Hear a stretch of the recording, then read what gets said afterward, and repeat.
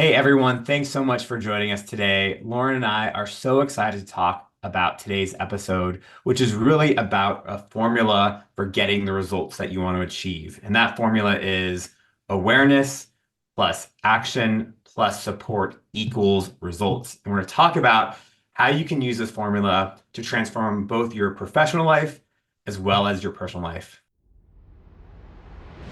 I Could Talk to You All Day is a podcast about what it means to be a leader while also being human. I'm Lauren Lefkowitz. And I'm John Spears, and we coach executives and leaders just like you about shifting from surviving at work and home to thriving in the life you've always wanted. We're so glad you're here. Let's get the conversation started.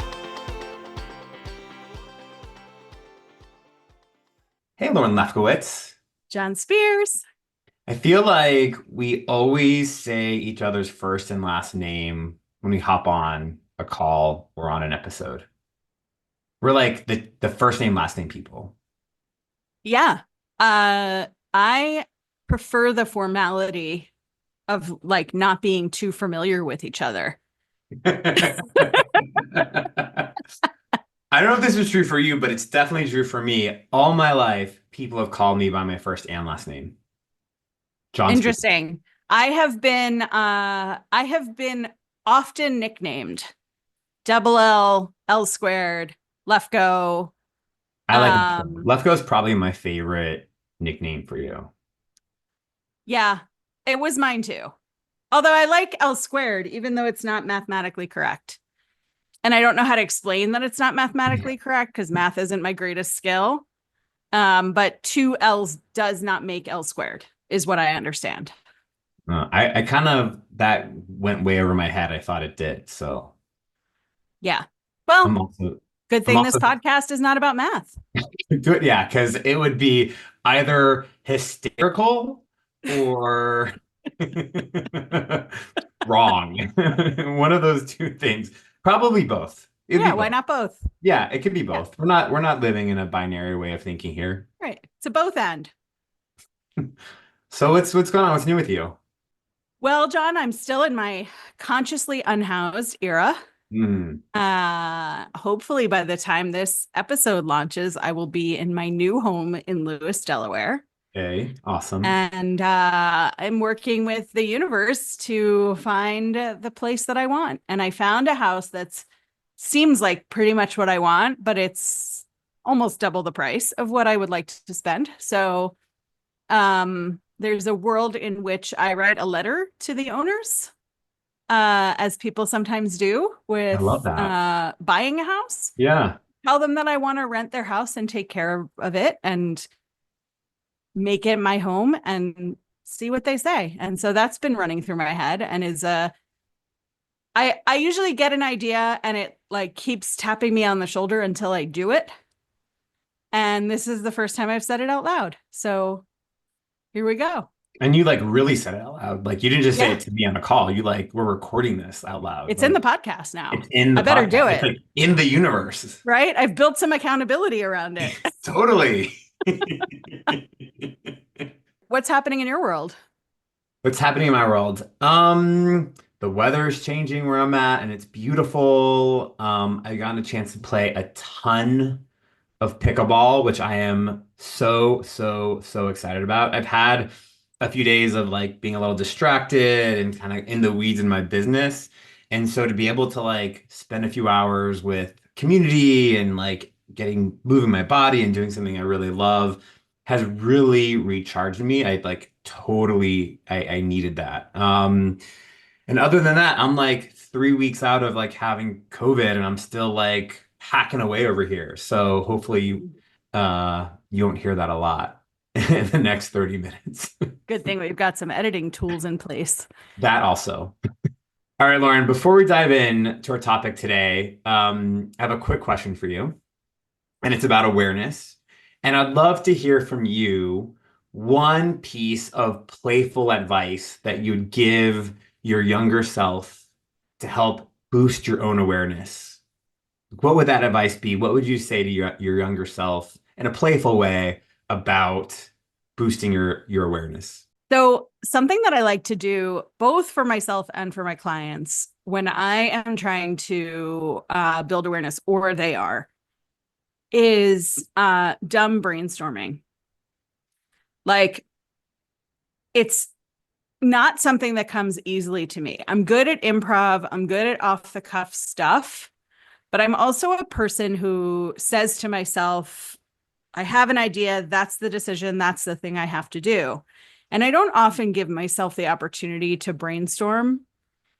And you and I both work with high achieving clients. Like I think that's our MO a lot of Totally. times is like come up with the answer quick and do it. And so when you do dumb brainstorming, it's a playful way to come up with some ideas that are really good and some ideas that make absolutely no sense. And you can do it to build awareness around like what's swimming around in your head that you're Mhm. pushing down because you have the one idea and you think that's the way. And what else can you come up with? And so you can come up with like, aliens coming in and giving you ideas, or you're asking your dog and trying to decipher how they bark, and all kinds of different ways. And the sort of dumber you get about it, the more your brain opens up to the awareness that there are so many bad ideas that there have to also be a lot of good ideas. Mhm. And then you can start getting constructive in the awareness.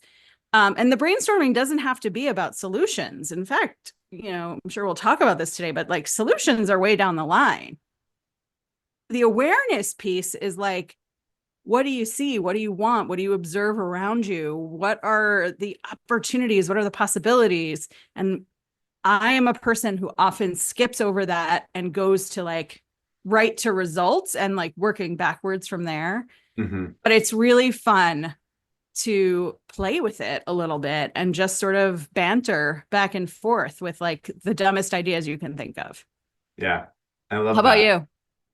you? So I hope I don't sound like a major egotistical maniac when I say this, but like I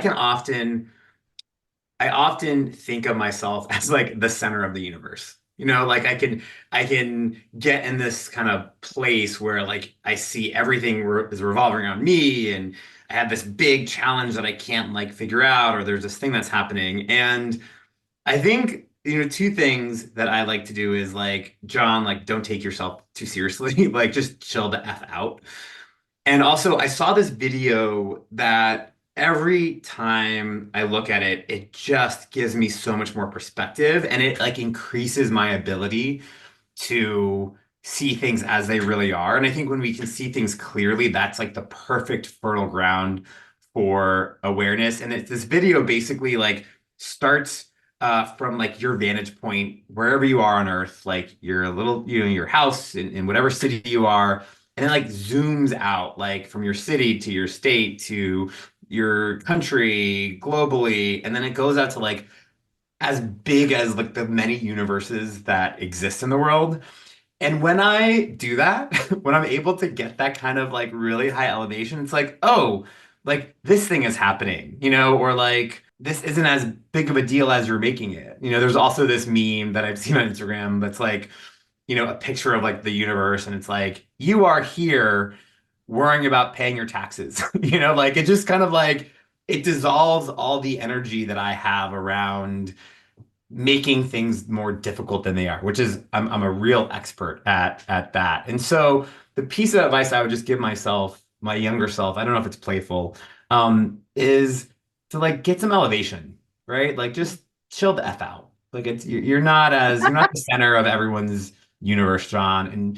And like once you can realize that, it just I kind of see this like dissolving soap sud, so you kind of see what's left for you. So that's the piece of advice that I would share with myself.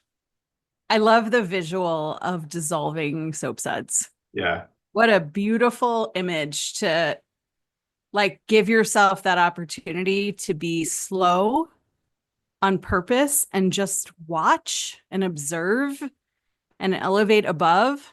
I think that's more playful than you give it credit for. probably. I Yeah. think because maybe I don't see myself as playful. Mm. Really? Yeah. I see you as very playful. I see myself as like the serious, like my friend that I used to work for called me business Barbie. Like it just, I was wearing a suit and tie at the time. And so like he would just make fun of me. Shout out to you, Anthony. I miss you, bro. But yeah, I think I need to embrace that playful side of me because I have a lot more fun when I feel playful. Yeah, but your job is business. I get it. I'm business. I'm a, I'm a, I'm a business. I coach business people. So like, get it together, John. All right, so I am super excited, Lauren, to talk about our topic today. We've talked about results and about being and awareness and action and support and community before, but we're gonna like tie it all together in today's conversation with this formula. And this formula is super simple. We kind of know all of these different components, but we don't often put them together. And the formula is awareness plus action plus support equals results. Awareness plus action plus support equals results. And this is a common framework in the ontological coaching space. We went through a similar kind of framework and formula in our training program. This specific formula was taken from Lumo Leadership, which is a company that I work with. So I want to credit them for like putting this together. But this is a really helpful formula for me when I'm thinking about transformational change, when I'm thinking about accomplishing the goals and the results that I want, both in my personal life, but also my professional life. I love this. And as you're talking about awareness, I can't wait to dive into that a little bit more because something that I always sort of boasted about myself is that I am hyper aware of like who I am, how I do things, how I'm impacting the people around me. It wasn't until I really started digging deeply into this in therapy with my therapist that I realized my high levels of awareness were about people pleasing Mhm. and about fitting myself into the form I think I needed to be in or I thought I needed to be in for other people. And so digging into awareness for me has been about understanding not just sort of the cognitive side, um, and not even really the like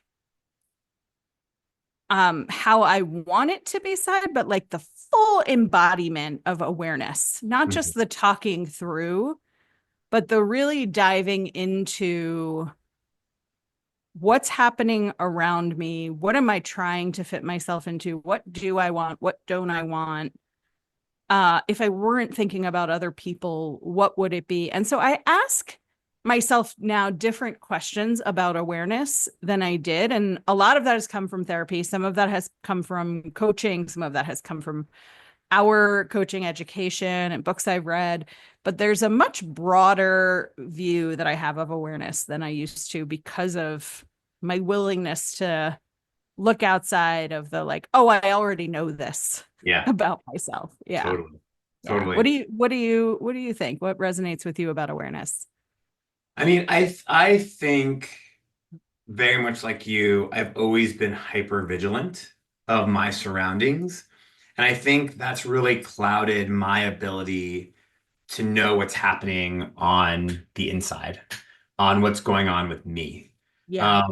I think I'm pretty empathetic. I think I probably can pick up what's happening and can often allow that to like seep in and for me to take that on as my own. And so for a long time, I was like super confused about like what I actually wanted, what was happening, really like what was mine. Uh, and and so I think, yeah, it took a long time for me to really cultivate awareness and to create the space. I mean, I think for me personally, and we're going to dive more into awareness in a minute, like, but awareness really for me, in my own experience, only comes when I create the space for it. Oftentimes, I kind of feel like we're like an antenna and we're tuned into all the things that are happening in us and around us. And it's hard to really like pick up on a signal or something and like be able to decipher where it's coming from or what it's really about. Yeah. So for me, until I started creating the space for it, which is super counterintuitive from the way that we live our lives, because we're told to go fast, be on, be quick, be funny, be smart.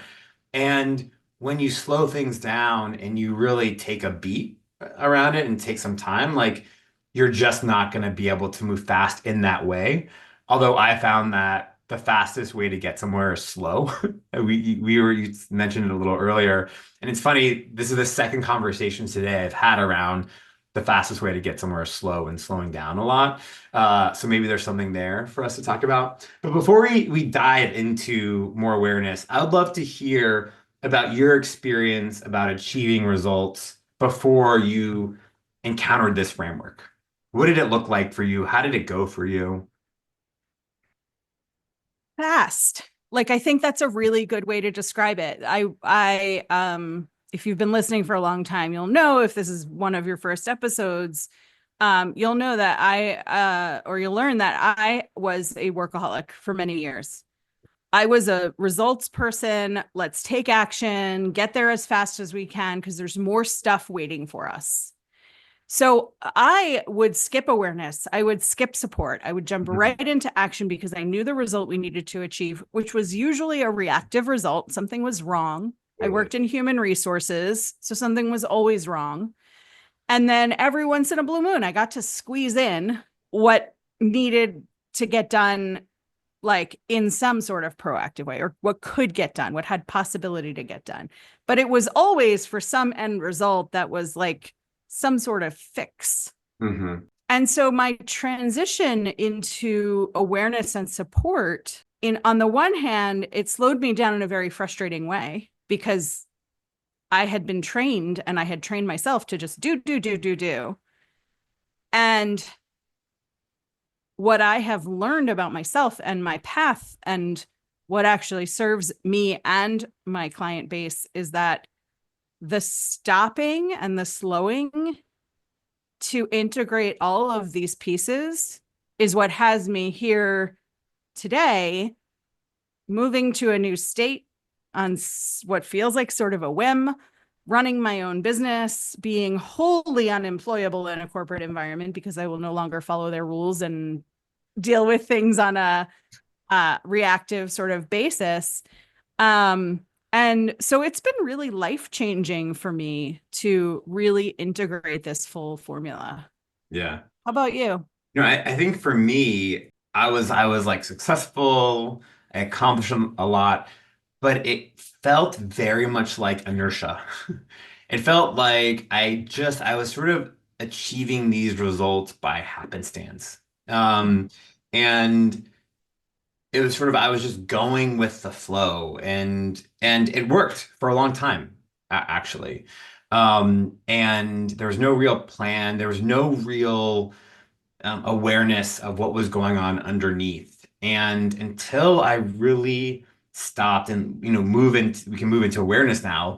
And so, until I stopped to think about what I really wanted, what I needed, what did I want my life to look like? What was happening inside my body, my thoughts, my feelings? What were those things that were mine and not other people's?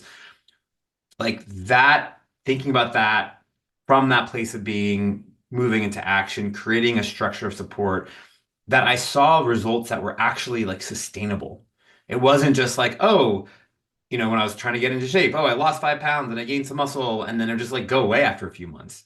I've been able to really sustain the kind of changes I want in my life, having the kind of relationships that I want in my life, having the kind of quote success that I want to achieve the kinds of results that I want in my personal life and whatever I'm talking about, whatever I want, like that has actually been able to be sustained over time. And so I think that's the real power of this model is that there's some real intentionality. There's getting really clear on your why, your what for, what you want, and then creating this plan and path and structure to support you in getting from point A to B, whatever that looks like. Yeah. And and the thing that I love about awareness, and I want to get your thoughts in a second about like what is awareness? What does it actually mean when we talk about it? Because I think a lot of people would say, "Oh, I'm self-aware. I'm aware." And I thought that for a really long time, and I actually wasn't. But I love this quote by Aristotle, and he talks about that knowing yourself is the beginning of all wisdom. Like, why do you think that's important? I think that we all purport to know ourselves because we're grown-ups. How do we not know ourselves at this Yeah, age and stage of life? But I think that all of the things that interrupt us really take away our ability to know ourselves. And I think that as humans, we have a natural negative bias, totally. but we don't have to stay there. And I remember at the beginning of building my own awareness about how I wanted my life to be, what I wanted to change, was all of the things I didn't want. Hmm. And that's what my head was filled with. So my awareness was around like the avoidance of pain and not the pursuit of joy. Mm. Wow. And I remember one of the first conversations I had with one of my first coaches was what do you want? Just sort of a general what do you want question. Which of course I responded, I don't know. That's why I'm here. And she said, great first answer. I don't know. Is your brain opening up and just being willing to think, just being willing to be there. And as we moved into talking about what I want, I remember saying, I don't want this. I don't want it to be like that. I don't want this. I don't want to always be blah, blah, blah. And then she asked me such an important question. And she said, imagine just for a moment that all of those things you don't want, all solved. You've solved them. You've eliminated them. They are no longer in your way. Now what do you want? And I started crying Mm. because what I wanted did not exist in my life. But for me, that was the door opening to me getting to know myself. And the next time she asked me, which was a few months later, I very quickly said, all I want to do is coach people. I want to coach people. I want to talk to people in big audiences about why they should make choices for their lives that are different than the ones that have been handed to them or that they feel like they're stuck in. And I just kept going. And it was like the awareness was locked in there the whole time. But Hmm. because I was so focused on this negative bias of what I wanted to escape from, I needed to get all of that out before I could say out loud what I actually wanted to do. And then that led me into this formula where here I am now, a few years out of my corporate life and into running my own business and doing what I actually want to do. Nice. And Yeah. we're going to talk more about awareness in another episode. But I like to think about awareness in some ways that a lot of people sometimes might find challenging. You know, when we talk about awareness, I'm talking about what's happening with your thoughts, with your emotions and your feelings, and what's happening in your body. And I found that when I'm more connected to be able to answer those three questions, the more awareness I have and the more that sort of is enlightened for me about what it is that I actually want, right? Like when I'm feeling stress or anxiety in my body or sort of tightness somewhere, and I create the space to explore that, I can then one identify what I don't want. To your point, that then leads me to like what is it that I actually do want? Like Mm-hmm. what is why am I reacting to this sort of situation this way? What is happening that's triggering me? And how is that either like crossing some sort of boundary or impeding me on getting what I really want to get? And so I think that like idea of creating space and identifying both the things that you don't want and that you do want is super helpful in creating that space for like visibility and elevation to be able to see clearly. So that's a little bit of awareness. Like I said, we're going to go and talk more about that in another episode. So first comes that awareness, and then comes action.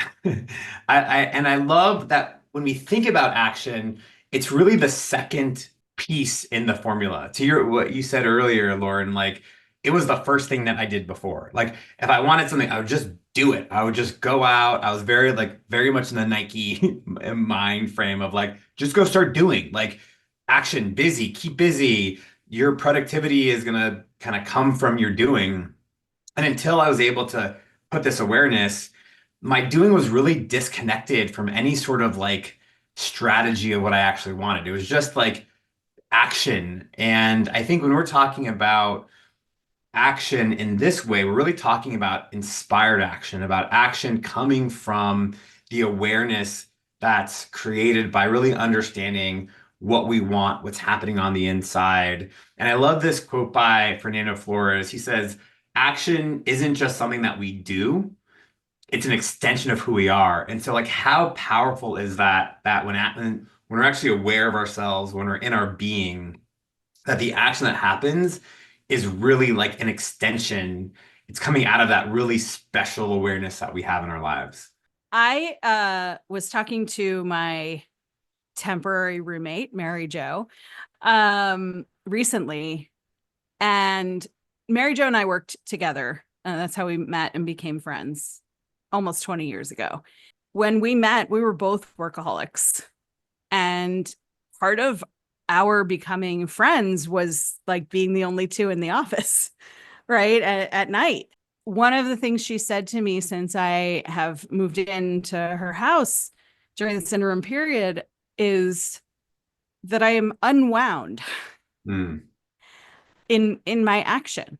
And I work and then I take breaks, and sometimes I'm on calls and working in this basement office that I'm in, and sometimes I'm sitting on her living room couch doing quiet work with my laptop on my lap, and sometimes her 90-pound Labrador comes and puts his head on my lap, and I can't keep my computer there because his head is very big.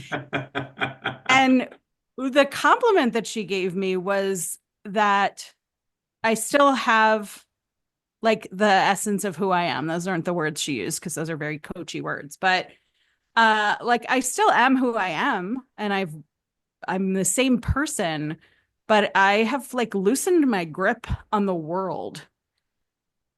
And if we go back to that quote that you just said, action isn't just something we do, it's an extension of who we are. Who I was when we met was like a super stressed out. I cannot drop a single ball because if I drop one, they will all drop, and they all felt like they were made of glass. And that became the extension of who I was. Everything was urgent, everything was an emergency, everything was hard. And there still are urgent things in my life. Some things still are hard, but my baseline has so much more ease in it. Mhm. And so every action I take feels more deliberate, feels more like driven to who I am than it was to like what results I was trying to achieve. And it leads me to results in a different way. Totally. Yeah. Totally. I love that. I mean, one of the questions that I was thinking about is like, what's the difference from action and inspired action? And I think you really just nailed it is that, action before for me was just like very frenetic. It was like just doing, and I was just doing something to do it. Whereas now when I'm taking action that's coming from this aware place of awareness, there's a real connection there. There's a real sort of groundedness there. And it's less reactive and it's way more proactive and sort of responding to what's happening. Like it's not sort of action out of being triggered, it's being intentional. It's sort of like being strategic with where I want to go. In pickleball, I'll use this analogy. It can be a really fast game back and forth. And a lot of times the ball can be coming to you and you're just like early on in my pickleball career, I was just trying to get the ball over in the court. Like I was just trying to get it inbounds. And so like I would just react and just like fingers crossed it falls in. And now with like a little more skill and awareness of how the ball works and the position of the paddle and sort of all that stuff, I'm able to be way more strategic about what I'm doing. And so I feel way more connected to myself and to what I'm trying to build. And I think that's the real distinction that we're talking about here is like there is action. Yes, of course. We all have action all day long, but there is a real distinction between this inspired action that comes from a place of being an awareness that's just so much more powerful and impactful in helping to get and sustain the results that we kind of want to have. Yeah, what a great distinction. Um, because inspired action feels like a very woo term. And Totally. right? And so if if we're not careful, we become like unrelatable, right? Right. Like, woo, do everything by inspired action as we sit at the top of our mountain, adorned in the finest of robes and guru our way through the world. But it really is like if you embody awareness, if you really take in the opportunity to start with awareness, you're creating your what and why. And then your action is so much more intentional. It is Totally. there's a reason behind it. There's love behind it. Uh there's just like grand intention behind it, instead of just sort of a scatter shot, like, well, there's a lot of stuff to get done here, let's just like dive in and grab our shovels and dig out. um and sometimes you do have to grab your shovel and dig out, Right. but when more of your time is spent creating awareness first so that you can go in with inspired action, the whole formula becomes easier to implement Yeah, totally. and more satisfying. Way more satisfying. I think that's also the key too, is that you're really connected to yourself when you're doing this stuff. So it feels more real and authentic, and it's not just like busy work. I guess Mhm. that's kind of like the distinction that I would make too, is that it's not just like doing stuff to do it, but there's a real connection with who you are. And I think that's a really powerful place to be when you're trying to achieve your goals and your objectives and results, both internally, personally, but also professionally. So we've got awareness, we've got action. Let's talk about the last component of this formula before we wrap up, and that is support. Lauren, when you think about support in this formula, what are we talking about when we talk about support? Yeah. The internal defensive me is like, I don't need that. I can do it. I can do it by myself. Right. I get this like really immature sort of toddler mentality of like, I want to press all the elevator buttons. Um, and also I wouldn't be where I am today without getting willing to ask for and also receive support. And those are two distinct pieces of support: asking for it and being willing to receive it. And being willing to receive it is taking offers and also saying yes to what you asked for, right? Because sometimes we'll say like, "Oh, I need your support on this." Yeah, absolutely. Let me know what you need. Thanks for your support. And there's like no actual support. It's just like this sort of vague existence. I think that without having been willing to receive support, I would not be anywhere but in an 80 to 100-hour work week in some corporate environment, doing great things for that company and working myself to death. And without the stepping in of my coaches, my therapists, my people who I've looked up to who are other entrepreneurs, my friendships where I've become more open in asking for help. And frankly, for me, I was forced to do it. I was thrown into it. I broke my shoulders and I went from being wholly independent and I would have put my own car on my back to tow it to the shop if I had a flat tire. Going from that to I couldn't feed myself and I needed someone to open my banana and put it at my mouth so I could take a bite of it. Right. That was like a very extreme situation where I learned that not only am I allowed to ask for support, not only am I allowed to need support, but that people around me, my people, my community, the relationships that I've built, wait for me to say, Yeah. can you help me with this? Yep. And are so happy to help me with this. So it's the building of the relationships, of course, it's the being a support person, but it is also being willing to receive support, which is a hard thing for a high achieving person to do. And it also just keeps you where you are. Yeah. How about you? What comes for you when you talk about the support piece? I mean, I think very much like you, I have been so resistant in the past to receiving support, asking for support, seeing myself as someone who needed support.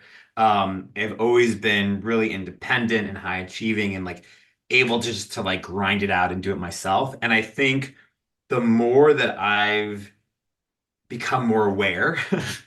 And the more risks that I take, the more I push myself, the more I try to achieve, and the more focused on results I am, the more I realize that I can't do it alone. And that I need support and some structure around that and some accountability around it. I mean, I think of high achieving leaders who are really pushing the envelope and really working hard to be at the edge of their comfort zone. It's not an easy place to be. It's easy. Maybe you don't need a lot of support if you're in your comfort zone. I don't know if that's true or not, but maybe. But when you're really pushing it, when you're like going after something and you're trying to really be the best you can be and push against boundaries in a good way, boundaries of what you think you can do, you always need support. Just like Olympic athletes need coaches and Mhm. support.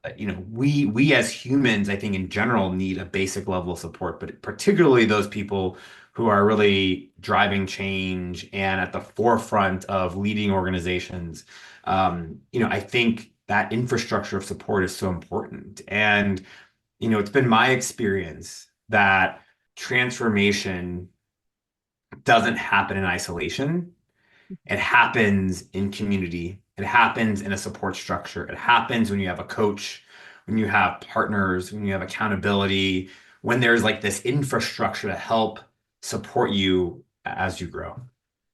And then also, when you do get to results, and I know we'll talk about results in a minute, but like when you do get to results, there are people to celebrate with Right. and to have gratitude for and to like be with who have been with you through the whole thing. Hmm. And you're not just sort of like popping out of a surprise cake and saying like, I did the thing.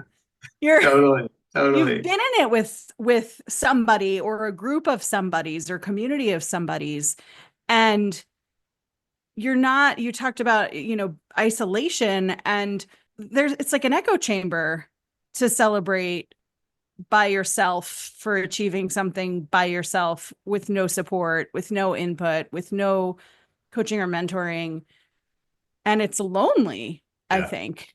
Yeah. totally.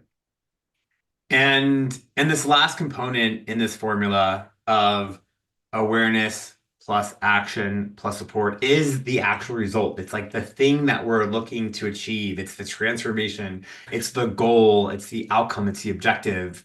And it's not just measured by external achievement, by stuff that happens out here, but it's also measured by the fulfillment and the authenticity that we experience once we get there. And so this result piece is really like, what's the end goal? What is the thing that we want, that we're looking to achieve, that we're looking to experience, who we're looking to be in the world? I think a lot of my work is internal, and that's a really fertile ground for this formula, because it involves awareness and the structure that we're talking about and sort of the moving towards the person and the being that you're trying to be. When I think about results, there are some things that like during my career I've said, somebody taught me, and I have internalized it and used it for training purposes or coaching purposes, and then it hits me in a whole new way. Hmm. And when I used to train new managers, I would talk about, which I learned from a marketing person I worked with, winning pretty versus winning ugly. Winning pretty is using this kind of formula, using this kind of path to slowing down, to being thoughtful and intentional, to allowing for support, for taking action in a way that feels inspired. Winning ugly is like diving headfirst into the results and just like working backwards from there and kicking whoever you need to in the shins until they get out of your way. Yeah. Yeah. And I have always taught that, and it has become more meaningful to me because it's not, winning ugly isn't just about kicking people in the shins. It's also about like how you treat yourself during Yeah. that process. Mm. And when you get the result, are you thinking like, finally, or are you thinking, what a beautiful way to have gotten here? Part of my purpose is helping people learn how to win pretty in a way that feels really good and really focused, and where you can look back and say like, I did this and I'm proud of it and I'm willing to take credit for it, and I also did it in a way that feels really good. Yeah. Mm-hmm. Lauren, I could talk to you all freaking day about All this, day. and, like everything else. Before we wrap up, what are like one or two key takeaways that you're walking away from this conversation with? I think my main key takeaway as an achiever is that support piece. I think I said it in our last episode where we talked about the being side of results. Support is the part that I am most naturally going to forget about because of that inner toddler who thinks like, well, I got to become independent, figure out how to do it by myself. And so having reminders, and sometimes that's a written reminder, and sometimes that's somebody saying, I can help you with that, and actually hearing that and not just yesing that person. But really being willing to be in that whole formula and to go back to the beginning, go back to awareness if you need to. How about you? What's your takeaway? I think it's something that you just said, and I think it's because of the experience that it evoked in me. It's the distinction between winning pretty and winning ugly. I've won ugly a lot, not necessarily in like kind of kicking people in their shins, but just being messy and kind of spinning my wheels and or winning by just like white knuckling something through. And that's just not the experience that I want to have in my life when I achieve the results that I achieve. I really want to win with like ease and grace and like groundedness and some calm. And so I love that you brought that up because I think for me, this formula of awareness, action, and support really creates that kind of experience I want to have in my life. And it just really hit home and made me see really clearly the ways in which I've won and got what I wanted and got the results that I was looking to achieve through this formula and then without it. And what a different experience that was. So I think that's the key thing that I'm walking away with is just really the benefit and the differentiation between the types of experiences that I've had. Beautiful. Hmm. Well, thanks everyone so much for joining us today. We love having these conversations with you, and we can't wait to see you again. We're so grateful you decided to be with us during this episode. Subscribe, rate, and share this podcast with your friends and colleagues, and join us next time for more Real Talk.